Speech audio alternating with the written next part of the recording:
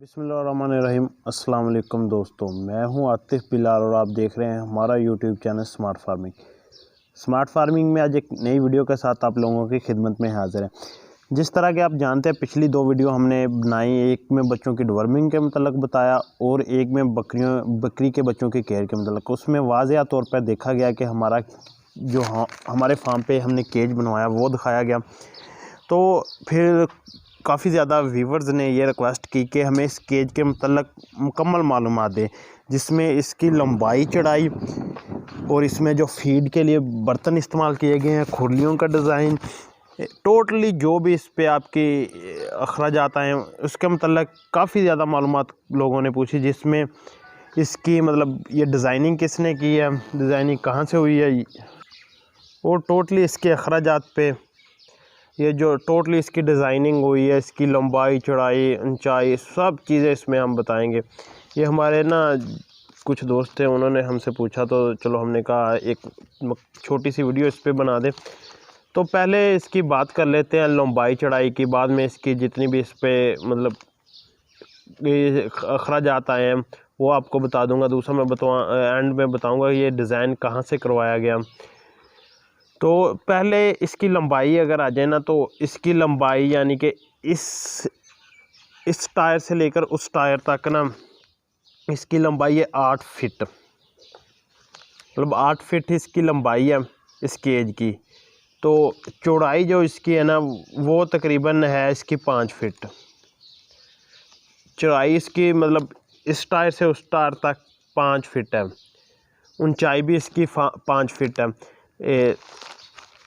ऊंचाई लंबाई चौड़ाई तो मैंने टोटली आपको बता दी। अब मैं जो इस पे मतलब चीज़ें हैं वो आपको ये पीछे जो चीज़ दिखा रहा हूँ ना आपको, एक स्टैंड सा है, ये एयर कूलर का है जो गर्मियों के लिए इस्तेमाल किया जाता है।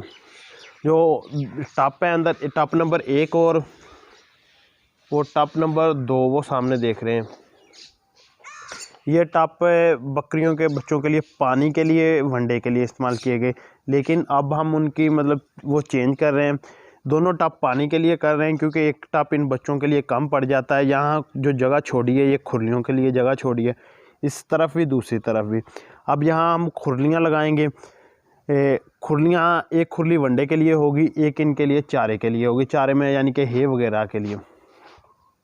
ये दो हमने जगह खुरलियों के लिए छोड़ी थी। फ़िलहाल इसे आरजी पैप के साथ हमने बंद कर दिया था, ये नेट लगाकर, क्योंकि उस वक्त जब हमने पिंजरा बनाया तो बच्चे कम थे, उनका गुजारा टप में ही हो जाता था। दूसरा मौसम उस वक्त जेंतर का था, वो जेंतर हम इसके अंदर लटका देते थे, तो खुरलियों की हमें ज़रूरत नहीं पड़ी, हमने खुरलियाँ नहीं बनाई।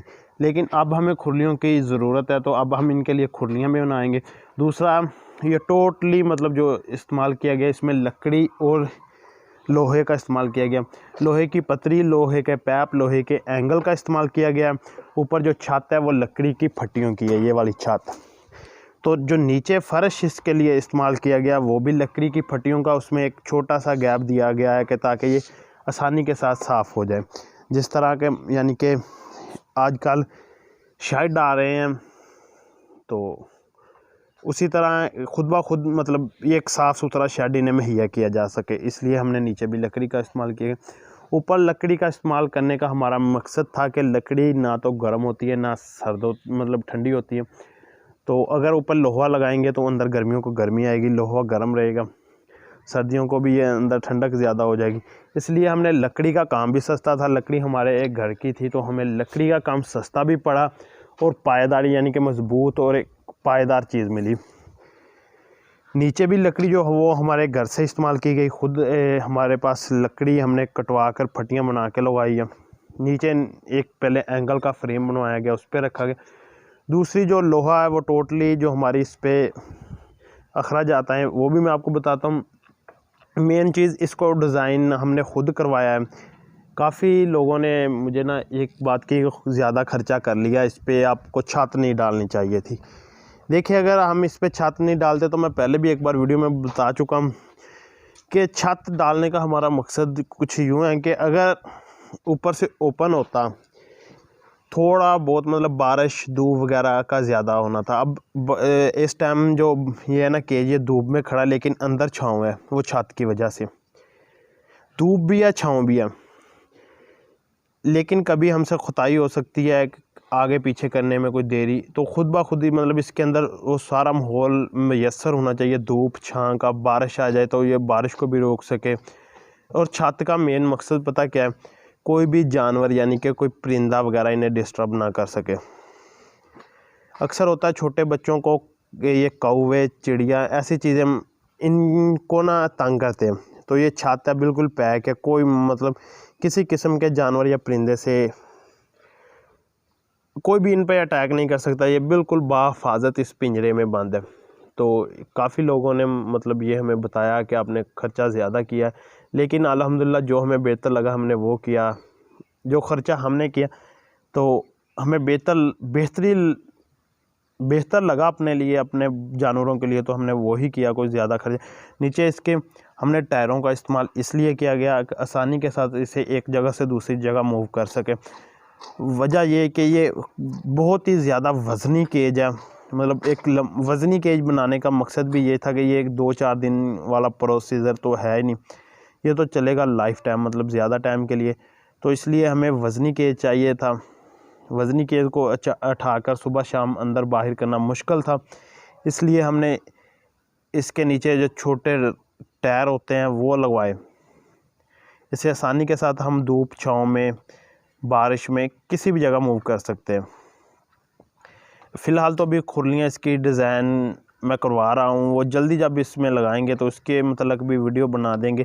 ایئر کولر ہم نے گرمیوں میں اکثر اس سے سردیوں میں اتار کے رکھ دیتے ہیں، گرمیوں میں لگا دیتے ہیں کیونکہ وہ ایکسٹرا جگہ ضائع نہ ہو۔ تو دوسرا اس کے ہم نے 2 دروازے لگوائے ہیں، وہ بھی آپ کو دروازے بھی ہم دکھا دیتے ہیں۔ یہ ایک چھوٹا دروازہ، یہ بڑا دروازہ ہے۔ بڑا دروازہ آسانی کے ساتھ اس کے اندر جایا جا سکے، ٹوٹلی اوپر سے لے کے نیچے تک بڑے دروازہ ہے، مطلب چھوٹا دروازہ ہے کہ جانوروں کو اندر چھوڑنے کے لیے یا کھولنے کے لیے کوئی بھی نہ، ایک چھوٹے 2 دروازوں کا استعمال کیا گیا۔ وہ بھی ایک نہ مطلب اس لیے لگائے گئے ہیں کہ اکثر نہ بچے دروازوں کے آگے کھڑے ہو جاتے ہیں، جمع ہو جاتے ہیں دودھ پینے کے وقت، بآسانی انہیں ایک دروازے کے آگے کھڑے ہیں، وہ دوسرے دروازے سے آپ انہیں نکال سکیں۔ ان چیزوں کے لیے 2 دروازے استعمال کیے ہیں۔ دوسرا اب میں آپ کو بتا دوں کہ یہ ڈیزائن تو ہم نے خود کروایا، لیکن اس پہ جو اخراج آتا ہے وہ تقریباً 50,000 سے اوپر ہے، تقریباً 60,000 کے قریب ٹوٹلی اس پہ اخراجات، جس میں اس کی لکڑی کا بھی دیکھا جائے، لوہے کا بھی دیکھا جائے، تو یہ آج سے تقریباً کوئی 6-7 ماہ پہلے کے یہ ہمارے اخراجات ہیں۔